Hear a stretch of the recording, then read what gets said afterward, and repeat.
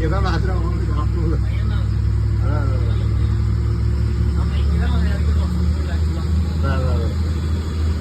இந்த பிரிட்ஜு ஏறும் போது இருக்கும்.